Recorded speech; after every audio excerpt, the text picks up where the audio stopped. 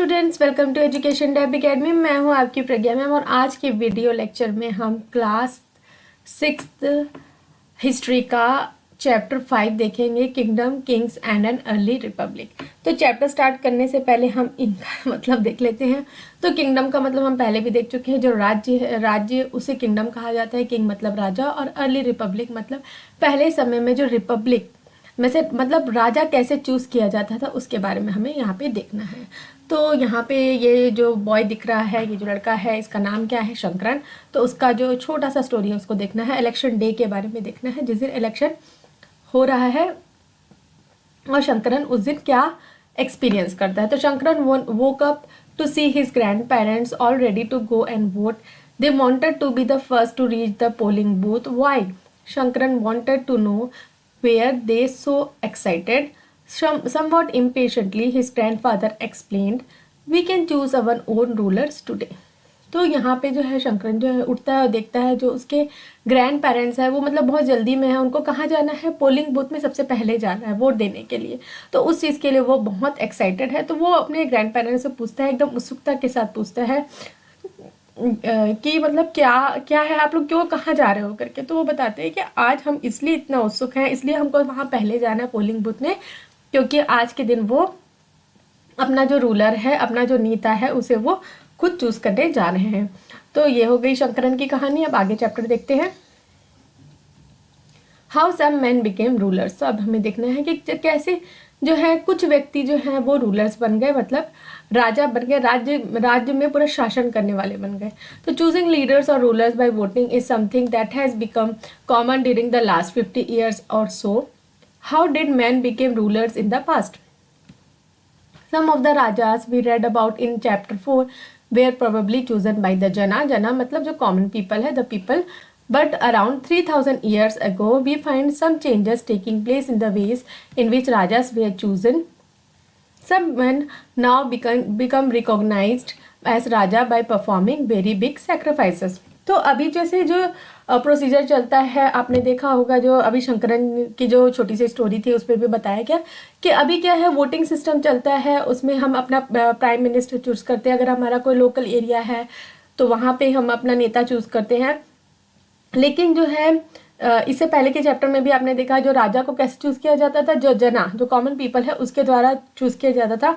और 3000 years ago, जो मतलब 3000 साल पहले जो कैसे चूज किया जाता था कि कुछ जो मैन है ना, वो एक सैक्रिफाइस, जो एक यज्ञ वगैरह परफॉर्म करते थे या कुछ बड़ा कुछ काम करते थे, जिसके बाद उन्हें कुछ राजा की घोषणा दे दी जाती थी। The Ashwamedh or horse sacrifice was one such ritual. A horse was let loose to wander freely and it was guarded by the Raja's men. If the horse wandered into the kingdom of other Rajas and they stopped it, they had to fight. If they allowed the horse to pass, it meant that they accepted that the Raja who wanted to perform the sacrifice was stronger than them. These Rajas were then invited to the sacrifice, which was performed by specially trained priests who were rewarded with the gifts. The Raja who organized the sacrifice was recognized as being very powerful, and all those who came brought gifts for him. तो यहाँ पे जो है अश्वमेध पहले समय में जो 3000 years ago जो है जैसे किस तरीके के सेक्रीफाइस होते थे, अश्वमेध है ना। यहाँ पे एक अश्वमेध, अश्व मतलब घोड़ा होता है, तो जो घोड़ा है उसको क्या है, खुला छोड़ दिया जाता था। और उसके साथ जो राजा के जो लोग हैं, कुछ लोग वो भी उसके साथ घोड़े के साथ रहते थे। और जो वो घोड़ा है वो जहाँ जहाँ जाता था, जिस एरिया में जाता था, वो किसके अंडर आ जाता था? जो राजा ने अश्वमेध यज्ञ जो करने का ठाना है या जो सैक्रिफाइस जो कर रहा है, उसके अंडर में वो सारे जो एरिया है जहाँ वो घोड़ा घूम रहा है वो उसके अंदर आ जाता था।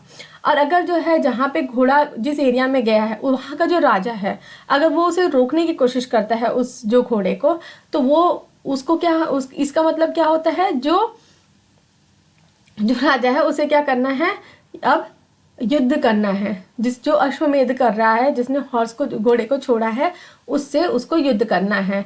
अगर वो उसे खुला जाने देता है, जो घोड़ा है उसको खुला जाने दे देता है, तो इसका मतलब क्या है, वो एक्सेप्ट करता है उस जो राजा है, जो मेन राजा है, जो जो ये सेक्रीफाइस परफॉर्म कर रहा है, उसके अंडर आके वो रहने के लिए तैयार है। तो ऐसे जो राजा हैं, जो अश्वमेध जो घोड़ा है उसकी जो उसको फ्रीली जाने दे देते हैं, तो अब वो जो राजा है वो इस वाले राजा के अंडर आ जाते हैं। और जो उन्हें फिर इनवाइट किया जाता है, जो इस तरीके का सैक्रिफाइस हो रहा है, जहाँ पे यज्ञ वगैरह होने वाला है, वहाँ पे उनको निमंत्रण दिया जाता है। वहाँ पे एक स्पेशली जो ट्रेंड पुजारी वगैरह लोग हैं वो वहाँ पे सैक्रिफाइस परफॉर्म करते हैं, और जो राजा जो वहाँ पे आते हैं वो उन्हें गिफ्ट वगैरह देते हैं, और प्रीस्ट जो है उनको भी काफ़ी गिफ्ट वगैरह दिया है। वही सब यहाँ पे बताया गया है। The Raja was a central figure in this ritual. He often had a special steed, a thorn or a tiger skin. Thorn मतलब राजगद्दी. His charioteer मतलब जो उसका सारथी है, जो घोड़ा चलाने वाला है, who was his companion in the battlefield and witnessed his exploits, chanted tales of his glory. His relatives, especially his wives and son, had to perform a variety of minor rituals. The other Rajas were simply spectators who had to sit and watch the performance of the sacrifice. The priest performed the rituals, including the sprinkling of scared water on the king. The ordinary people, the Vaishyas, also brought gifts. However, some people, such as those who are regarded as Shudras by the priest, were excluded from many rituals. तो यहाँ पे जो है अब performance कैसे होता है, जो मेन जो राजा है उसे एक राजगद्दी, एक थॉर्न में बैठाया जाता था, या तो फिर कोई टाइगर स्किन है उसमें बैठाया जाता था, और सारे जो रिचुअल्स है वो परफॉर्म किए जाते थे अच्छे से जानकार पुजारी के द्वारा। और उस जो पुजारी है वो जो स्कैर्ड वाटर जो है, जो एकदम पवित्र पानी है, वो सब सींचता है। जो उसके रिलेटिव्स है, राजा के रिलेटिव्स वगैरह है, वो भी उस रिचुअल में परफॉर्म करते हैं। तो राजा जो है, और जो राजा के साथ जो आए हुए अदर जो राजा हैं, ओके, तो वो लोग क्या है, वो सिर्फ दर्शक का काम करते हैं। स्पेक्टेटर्स मतलब दर्शक का काम करते। तो इसमें काफ़ी ऑर्डिनरी जो लोग हैं वो भी आ रहे थे, तो उन्हीं क्या बोलते हैं, विश्व और वैश्यास। तो या और जो शूद्र वगैरह हैं उन्हें वहाँ आने से मनाई रहती है। तो आगे हम देखेंगे वर्ण सिस्टम जो अभी भी चला आया है। जो हम ब्राह्मण की बात करते हैं, जो हम शेड्यूल कास्ट, शेड्यूल ट्राइब की बात करते हैं, तो ये जो है, ये जो वर्ण सिस्टम कहा जाता है इसे। और ये कब का है, ये काफ़ी पुराना सिस्टम है जो हमारे बहुत पुराने पूर्वजों ने बनाकर रखा है। We have many books that were composed in North India, especially in the area drained by Ganga and Yamuna during this period. These books are often called later Vedic because they were composed after the Rig Veda, about which you have learned in chapter 4. These include the Samved, the Yajurved and the Atharvaved, as well as other books. These were composed by priests and described how rituals were to be performed. They also contain rules about the society. तो यहाँ पे हम वर्ण system के बारे में देखेंगे। उससे पहले ये देख रहे हैं कि काफ़ी सारी जो बुक्स हैं वो नॉर्थ इंडिया में लिखी गई, कंपोज मतलब वहाँ पे लिखी गई। तो कहाँ पे, जो गंगा और यमुना का जो एरिया है वहाँ पर। और इन बुक्स को क्या कहा जाता है, लेटर वैदिक। ठीक है, इन्हें लेटर वैदिक क्यों कहा जाता है, क्योंकि ये जो वैदिक पीरियड है उसके बाद में लिखी गई है। तो ऋग्वेद के बाद में लिखी गई है। तो इस बुक्स में कौन से बुक्स इंक्लूडेड है, सामवेद, यजुर्वेद और अथर्ववेद। ओके, सो अब ये जो बुक्स है वो किसके द्वारा लिखे जाते थे, जो प्रीस्ट, जो पुजारी लोग हैं उनके द्वारा लिखे जाते थे। और उसमें क्या क्या लिखा जाता था, कि कैसे रिचुअल्स, जो भी संस्कार वगैरह किया जा रहा है, जो भी शुभ काम किया जा रहा है वो कैसे किया जा रहा है। और इसमें ये भी लिखा जाता था कि सोसाइटी में कौन से रूल्स जो है उस समय फॉलो करवाए जाते थे। उसके बाद देखेंगे, there were several different groups in the society at this time, priest and warriors, farmers, herders, traders, crafts person, labourers, fishing, folk and forest people. Some priests and warriors were rich, as were some farmers and traders. Others, including many herders, craftsperson, laborers, fishing folk and hunters and gatherers, were poor. तो यहाँ पे जो है ये क्या बता रहे हैं कि जो सोसाइटी है उसे डिफरेंट ग्रुप्स में बांटा जा रहा है। तो यहाँ पे कितने सारे ग्रुप्स हैं, और ये ग्रुप्स कैसे कैसे हैं, जो जैसा जैसा काम करता है वैसे वैसे ग्रुप में उन्हें बांटा गया है। तो प्रीस्ट हो गए आपका पुजारी, वॉरियर्स हो गए जो लड़ाई करते हैं, लड़ाई लड़ने जाते हैं, जो राजा की सेना में रहते हैं उन्हें वॉरियर्स कहा जा रहा है। फार्मर्स, खेती किसानी करने वाले, हर्डर्स, जो गाय बैल वगैरह जो भेड़ बकरी हैं उसे पालते हैं उन्हें। ट्रेडर्स, जो व्यापारी लोग हैं। क्राफ्ट पर्सन, जो क्राफ्ट्स वगैरह का काम करते हैं, जैसे मिट्टी के बर्तन बनाना हो गया, बांस की टोकरियाँ बनाना हो गया। उसके बाद लेबरर्स, जो लेबर वाला काम करते हैं, जो रोजी मजदूरी वाला काम करते हैं।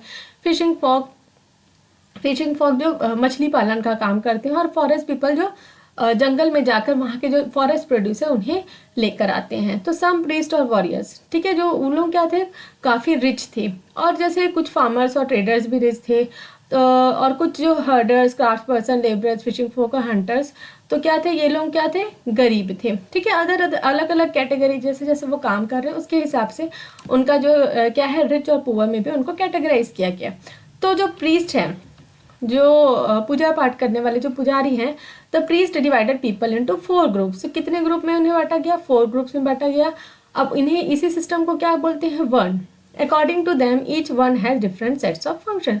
और जो एक एक वर्ण है उनका अलग अलग क्या है, काम है। तो द फर्स्ट वर्ण है वो क्या है, ब्राह्मण। तो Brahmin they are expected to study and teach the Vedas, perform sacrifices and receive gift.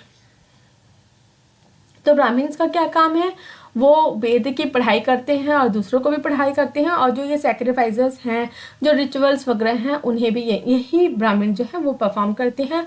और इनका एक और क्या काम है, एक गिफ्ट भी रिसीव करते हैं। उसके बाद सेकंड प्लेस जो है वो किसका था, रूलर्स का। Rulers also known as Kshatriyas, they were expected to fight battles and protect people. तो सेकंड ग्रुप है क्षत्रियास, जो लड़ाई लड़ते जैसे कि मैंने पहले भी बताया और लोगों की रक्षा करते हैं। और थर्ड जो ग्रुप है, थर्ड वेयर द विश और Vaishyas, they were expected to be farmers, herders and traders. Both the Kshatriyas and Vaishyas could perform sacrifices. तो थर्ड जो ग्रुप है वो वैश्यास का है। तो ये जो है ये भी थोड़े से रिच ही है, बट इनका भी, ये जो क्षत्रियास और वैश्यास है, ये दोनों भी क्या है, सैक्रिफाइसेस परफॉर्म कर सकते हैं। इससे पहले हमने देखा जो अश्वमेध यज्ञ वगैरह है उसमें भी जैसे इस तरीके का कुछ रिचुअल परफॉर्म हो रहा है, सैक्रिफाइस परफॉर्म हो रहा है, वहाँ पे ये अपना प्रेजेंस भी दे सकते हैं।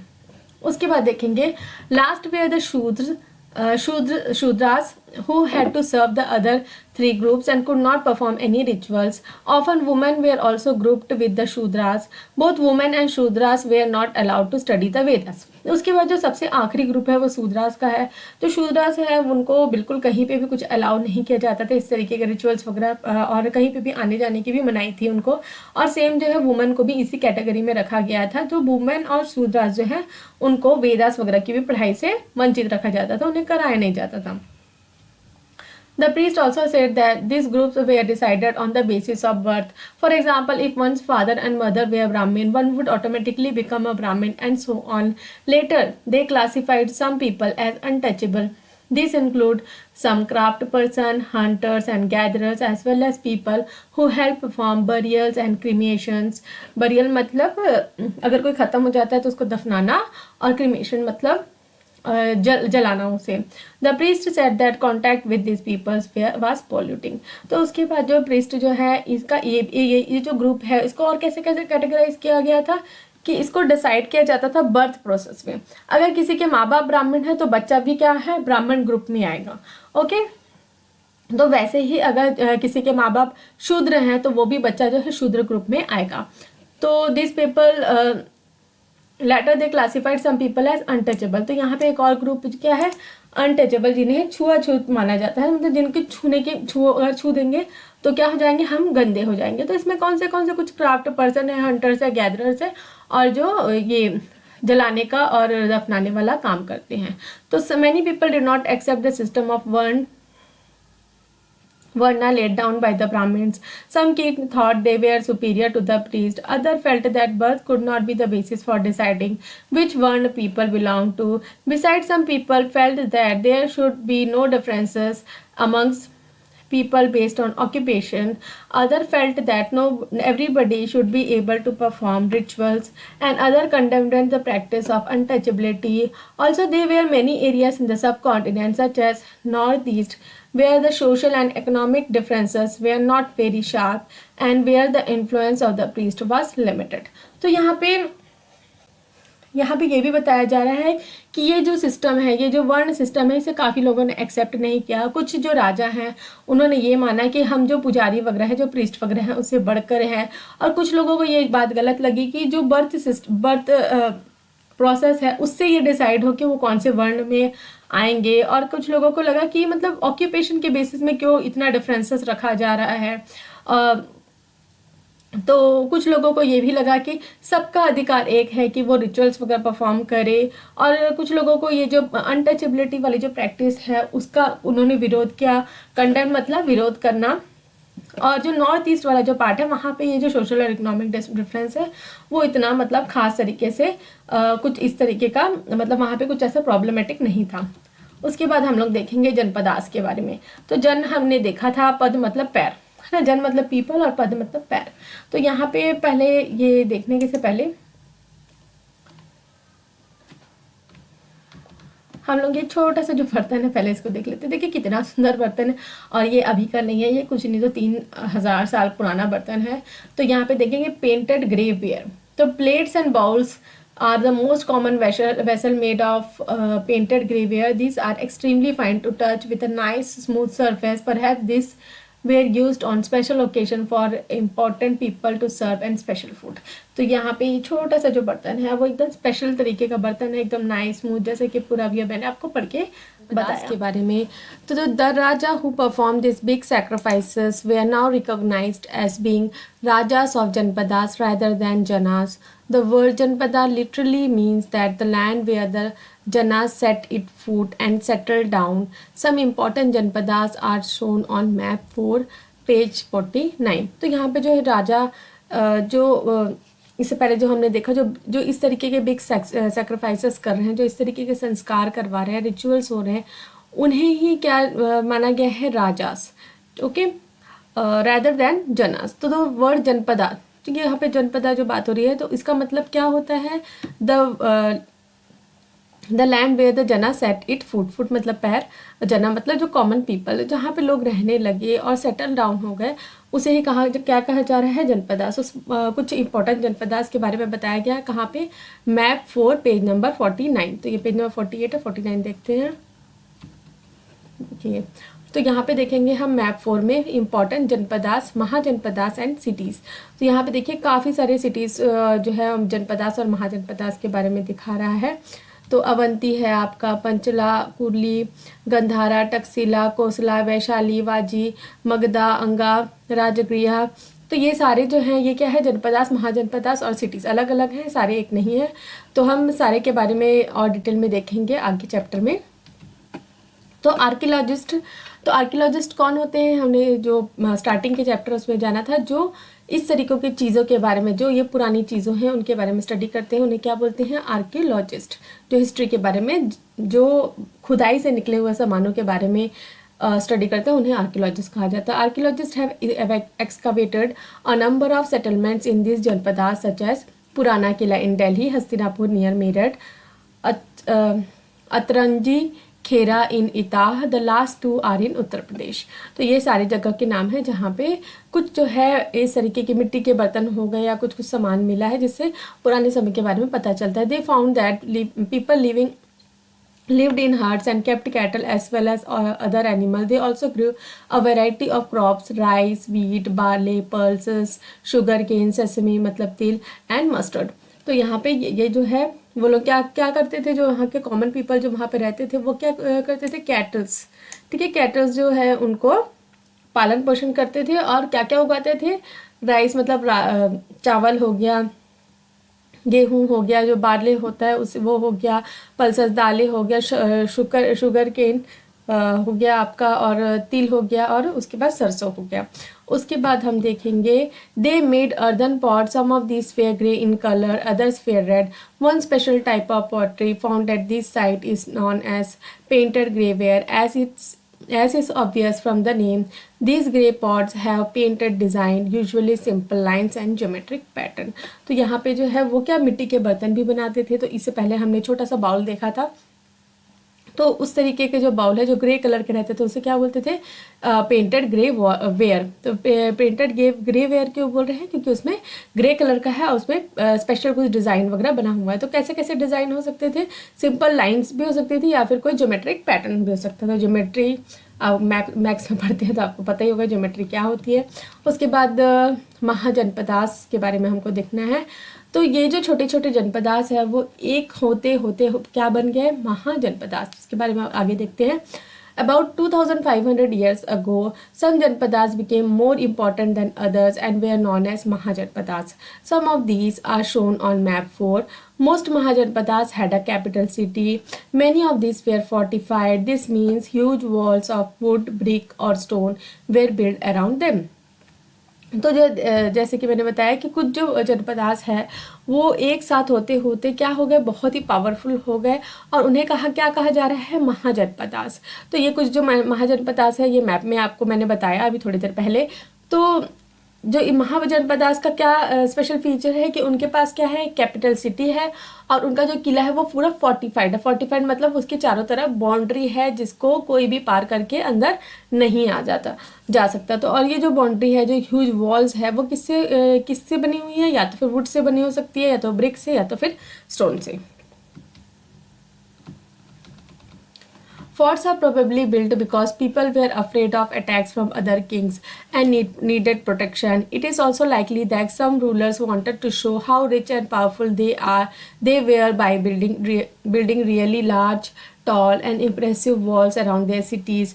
Also, in this way, the land and the people living inside the fortified area could be controlled more easily by the king. So building such huge walls required a great deal of planning. Thousands, if not lakhs of bricks or stones had to be prepared.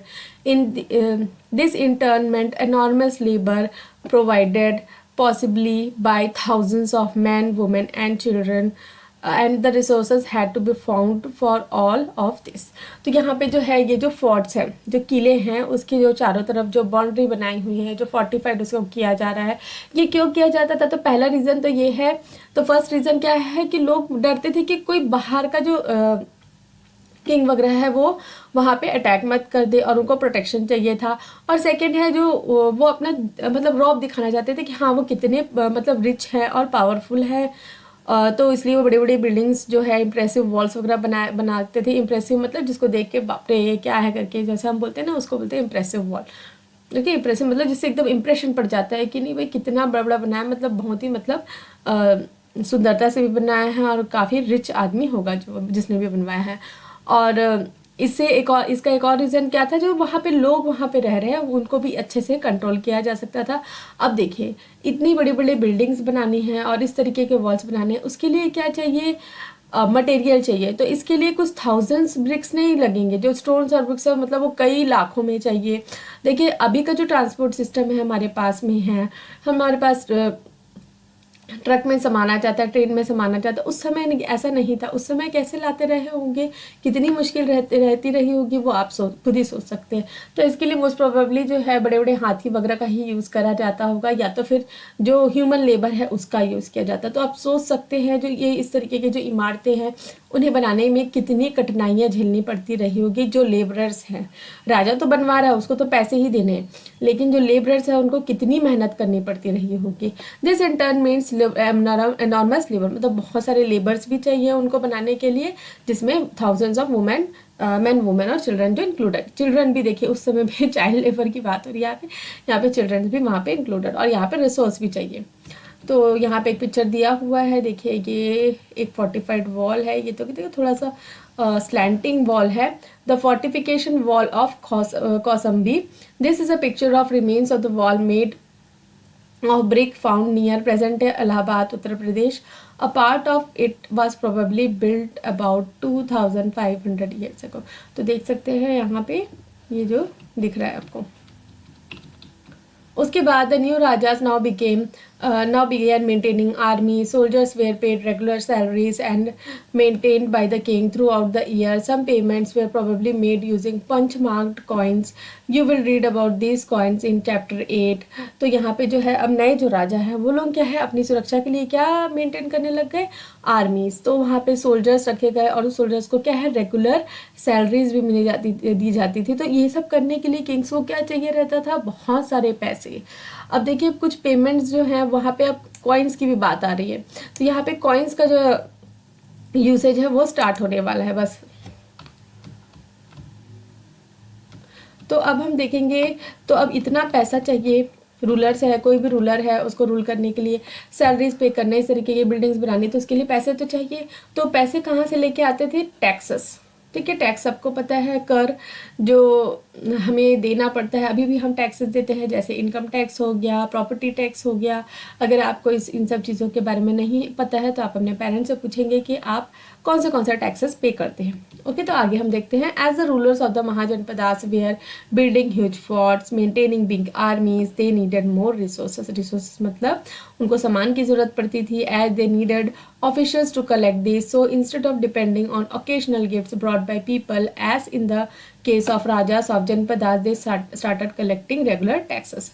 तो यहाँ पे जो है ये सब काम कराने के लिए, फोर्ट, किले वगैरह बनाने के लिए, आर्मी मेंटेन करने के लिए उनको क्या चाहिए रहता था, पैसे। तो पहले पैसे कैसे आते थे, जब हम पहले वाले जो राजा देख रहे हैं, जो जनपदास के राजा थे, उनके पास पैसे कैसे आते थे, कोई गिफ्ट वगैरह देता था, कोई आके, तो उनके पास वैसे पैसे कलेक्ट होते जाते थे। पर अभी क्या हो रहा है, रेगुलर टैक्सेस कलेक्ट करना पड़ता था, क्योंकि अब काम क्या है बहुत ज़्यादा हो गया है। तो ये जो टैक्सेस कलेक्ट करने के लिए भी कुछ स्पेशल ऑफिसर्स जो हैं उन्हें नियुक्त करके रखा जाता था। अब देखेंगे टैक्सेस कैसे कैसे रहते थे। तो फर्स्ट जो टैक्स है वो किसमें है, क्रॉप्स है। Taxes on crops were most important, this was because most people were farmers, usually the tax was fixed at 1/6 of what was produce, this was known as bhaga और शेयर। तो पहला जो टैक्स है वो क्या है, 1/6, जितना भी क्रॉप हुआ है, जिसके घर में भी जितना भी क्रॉप हुआ है उसका 1/6 तो जो क्या है देना है, राजा को देना है। दिस वाज कॉल्ड भागा और शेयर। तो 1/6 आप मान लीजिए, अगर किसी के यहाँ 600 किलो अगर कुछ राइस हो रहा है ना, जैसे 600 किलो अगर उनके यहाँ राइस हो रहा है, तो इसका 1/6 कितना हो गया, 100। तो मतलब अगर 600 kg अगर राइस हुआ है किसी के यहाँ, तो 100 kg उसको किसके पास देना है, राजा को। तो उसके पास कितना बचेगा, सिर्फ और सिर्फ 500 kg। ओके, तो they were taxes on craft person as well as this could have been in the form of labor. For example, a weaver or a smith may have had to work for a day every month for the king. अब जो है ये तो किसानों की बात हो गई। अब उसके बाद सेकंड जो है, जो क्राफ्ट पर्सन है, हो सकता है उनको कुछ उनको कैसे देना है tax, in the form of labour. तो उनको पूरा एक दिन, जो वीवर्स हो गए और जो स्मिथ मतलब लोहार हो गया, तो वीवर मतलब कपड़ा वगैरह बुनने वाले, उसमें जो लोहार हो गया, उनको क्या करना है, पूरा एक दिन राजा के यहाँ काम करना without any payment. The herders were also expected to pay tax in the form of animal and animal produce. There were also taxes on goods that were brought and sold through trade. तो trade में भी taxes थे। And the hunters and gatherers had to provide forest produce to the raja. तो जो hunters और gatherers है उनको जो फॉरेस्ट से जो सामान लेके आते थे उन्हें उनको राजा को देना पड़ता था। उसके बाद हम लोग देखेंगे changes in agriculture. There were two major changes in agriculture around this time. One was growing use of iron plowshare. This meant that heavy clayey soil could be turned over better than with a wooden plowshare, so the more grain could be produced. Second, people began transplanting paddy. This meant that instead of scattering मतलब बिखेरना, scattering seed on the ground from which the plants would sprout, saplings were grown and they were planted in fields. This led to increased production as many more plants survived. However, it was back-breaking work. Generally, slave men and women, dasa or dasis, and landless agriculture kammakara had to do this work. तो अब जो है, जो लकड़ी का जो यहाँ पे बताया जा रहा है, जो लकड़ी का जो प्लॉशेयर है मतलब जो हल है, अब उसको किससे रिप्लेस कर दिया गया है, आयरन। अब आयरन का इन्वेंशन स्टार्ट हो गया है। तो जो जितनी भी मतलब कड़ी मिट्टी है, हैवी सॉइल है, उसको भी टर्न करना क्या हो गया, उसको भी उखाड़ना बहुत इजी हो गया। तो इससे भी एग्रीकल्चर प्रोड्यूस बढ़ा और जो है जो लोग हैं अब वो ट्रांसप्लांटिंग स्टार्ट कर दिए। तो ट्रांसप्लांटिंग आपने साइंस में पढ़ा होगा, मतलब एक जगह बीज बिखारा जाता है, उसके बाद जो सैपलिंग्स है, जो पौधे हैं, छोटे छोटे पौधे हैं, उन्हें अलग अलग जगह में एक लाइन से उगाया जाता है। तो इसके लिए भी काफ़ी जो मेहनत लगती थी। तो ये जो है बैक बेकिंग वर्क मतलब बहुत ही मेहनत का काम। तो इस मेहनत का काम को कौन करते थे? जनरली जो दास है, दास और दासियाँ जो है, और जिनके पास खेत वगैरह नहीं है, वो लोग ये काम किया करते थे। अब हम क्लोज लुक में देखेंगे दो सिटीज़ के बारे में। हमें देखना है मगधा और वाजी के बारे में। तो find Magadha on map for page 49। तो हमने उस समय देखा था मगध के बारे में। तो Magadh become the most important mahajanapadas in about 200 years. Many rivers such as Ganga and Son flowed through Magadha. This was important for transport, water supplies, making the land fertile. Parts of Magadha were forested. Elephants which lived in the forest could be captured and trained for army. Forest also provided wood for building houses, carts and chariots. Beside these, there were iron ore mines in the region that could be tapped to make strong tools and weapons. तो देखेंगे हम लोग मगध जो है वो बहुत important महाजनपद कैसे बना, और सिर्फ कितने साल में बना? 200 years में। तो काफ़ी सारे जो नदी हैं, गंगा और जो सन जो है वहाँ पे मगध के पास से बहती थी।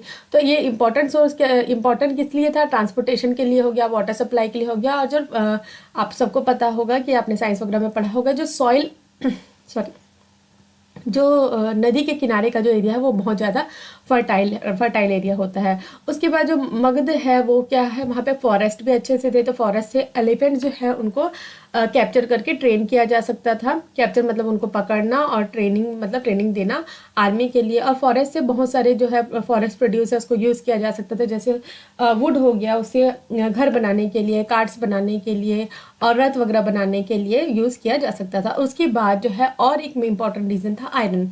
वहाँ पे आयरन का स्टोर था, माइंस था। उसके कारण जो है आयरन से जो टूल्स और वेपन्स जो है बनाया इजली जा सकता था।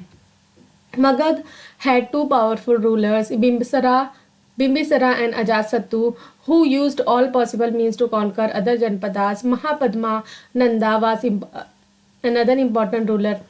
He extended his control up to the northwest part of subcontinent. Raja Kriha, present-day Rajgir in Bihar, was the capital of Magad for several years. तो मगध जो है उसके पास दो पावरफुल रूलर से कौन कौन? बिम्बिसरा और अजातशत्रु। तो उन्होंने काफ़ी जो जगह है उनको कॉन्कर किया, मतलब अपने कब्जे में किया। और अदर जो इम्पोर्टेंट रूलर कौन है? महापद्मा नंदा। तो इन्होंने जो है अपना जो महापद्मा नंदा जो है उन्होंने अपना कंट्रोल कहाँ तक फैलाया? नॉर्थ वेस्टर्न जो पार्ट है वहाँ तक पूरा। तो राजगिर, जो प्रेजेंट डे राजगीर बोलते हैं, in Bihar was the capital of Magadha for several years. Later the capital was shifted to Pataliputra. फिर उसके बाद जो प्रेजेंट डे पटना है पाटलिपुत्र, वहाँ पे कैपिटल को शिफ्ट कर दिया गया। More than 2300 years ago, a ruler named Alexander who lived in Macedonia in Europe wanted to become a world conqueror. Of course, he did not conquer the world, but did conquer part of Egypt and West Asia and came to Indian subcontinent, reaching up to the banks of Beas. When he wanted to march further eastwards, his soldiers refused. They were scared, as they had heard that rulers of India had vast armies of foot soldiers, chariots and elephants. तो यहाँ पे जो है more than 2000 years ago, मतलब ये बहुत पुरानी बात है। अलेक्जेंडर का नाम आप सबने सुना होगा। तो ये कहाँ से आया था?